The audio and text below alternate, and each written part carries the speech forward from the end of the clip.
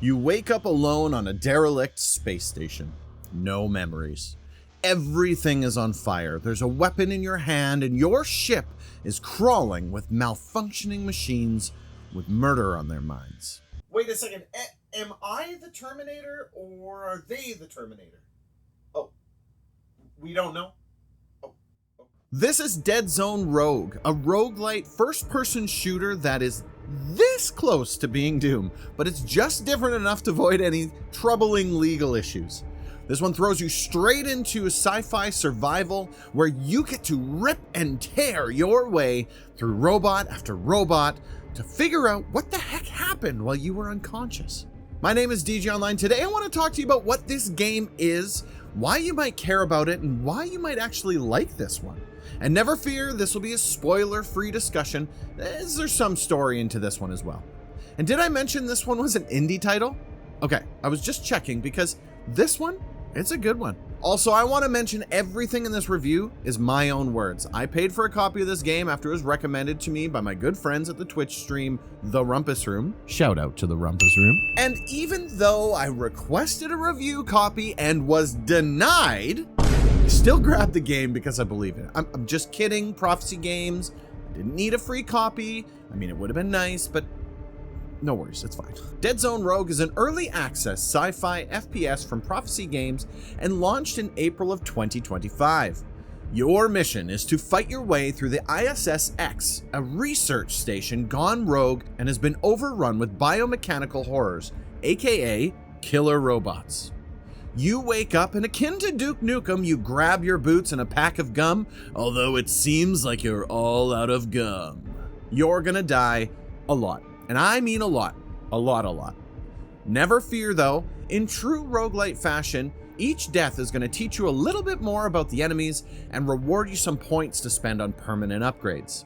So with that in mind, the cycle of the game is quite simple. Fight, die, revive, and repeat. A major shining feature of this game is that you can play it solo or co-op with up to 2 other players. So you and some buddies can team up to take out the bot armada on the ISS-X. The basic idea of the game is to run through the zones, clear out the enemies, and gather loot, then make your way to the end of the stage, ripping and tearing all along the way. Can we say rip and tear? Is that owned by Doom? No. The items you pick up along the way vary from weapons, a primary, a secondary, and a melee, items, and then primary perks and sub-perks. You get one of these typically at the end of each stage, and weapons can also sometimes drop off of enemies when you take them out. Customizing builds in Deadzone is incredibly satisfying when you lock in with a build suited to your playstyle. This really highlights the game's Roguelite Loop. Alright, so the real meat of this game, like any other roguelite of this type, is the combat and the build system. You're going to start each run with a basic loadout such as a pistol and a knife. And a quick side note here, there are challenge stages for each main stage that has specific rules such as only short-range weapons or only long-range weapons, so your basic kit is going to shift depending on the stage you play. But from what I can tell though, the main stages are all pistol and knife at the start. You're going to work your way through the stage to upgrade your weapons and your player, but you'll also come to find that there's now elemental augments for these weapons. Fire, corrosive, shock, cryo, and from here, you can customize your build a little bit more. You can pick up perks that will amplify that elemental damage and it'll help lock in your kit even further. All of these small upgrades help make up your ultimate endgame build, and by the end of that run, it's possible that you'll shape a build that can literally obliterate enemies in some crazy ways. You can ice them up and explode them, for example. There's over 30 weapons right now, and as the game moves on, there's new ones being added. I just played around with some Akimbo SMGs, and that was fun. Movement is fluid. Honestly, all of those FPS key things are in this game. You can run, slide, double jump, and then glide. The environment is your playground. There's barrels throughout the stage that can be exploded, and they do elemental damage as well. So these can be set up strategically during that first phase of each stage while you're invisible and able to kind of check the area out. Move those barrels around and then kick them off at the beginning to help take the enemies out as well. It's fast-paced just like Doom is, and the stages are laid out very well. There's going to be times when you're going to get swarmed because maybe your build didn't come together or you didn't check a corner. And then it's going to feel like you got the short end of the stick, but honestly, when you next pass through, you're going to get better luck and boom, out you go. The ISS-X is beautifully grim. Think Dead Space crossed with Halo and flavored with Doom. Honestly, you have a very beautiful mix of epic FPSs here that coalesce into something beautiful, with friends if you want to have it. Every zone in the game has a theme, whether it's a med bay that was once used to heal the crew and now it's being used to make these creepy half-human, half-robot monstrosities, or the reactor core buzzing with lethal energy. Every stage feels like you've pushed that much further into the ISS-X, and it's very, very well done.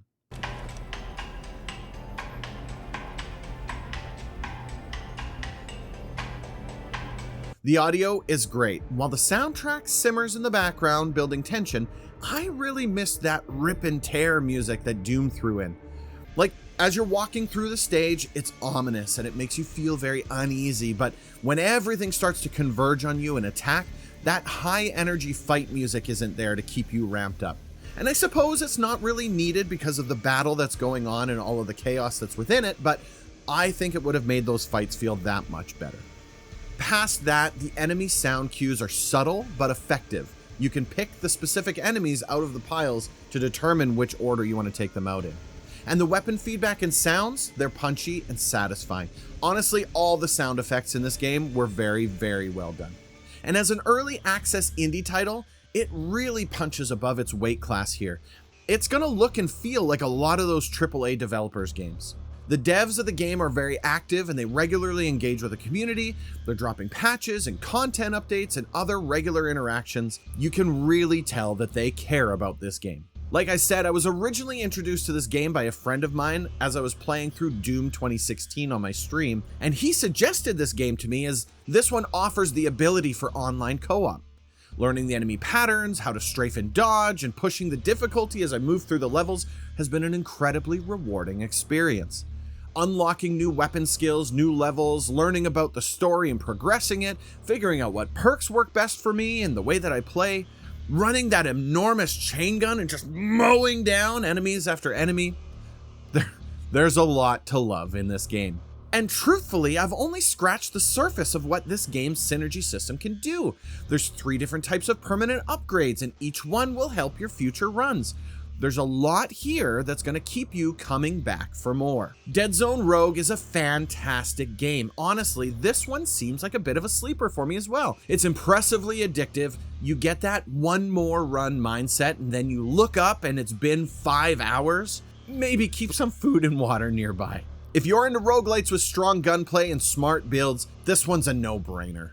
Thank you so much for watching this one. If you've tried Deadzone Rogue before, if you're currently playing it or you're interested in it, tell me about some of the builds that you've done or the best kits that you've put together. I'd love and appreciate if you did the like and subscribe stuff, and I stream here and on Twitch every Monday, Wednesday, and Friday and Sunday.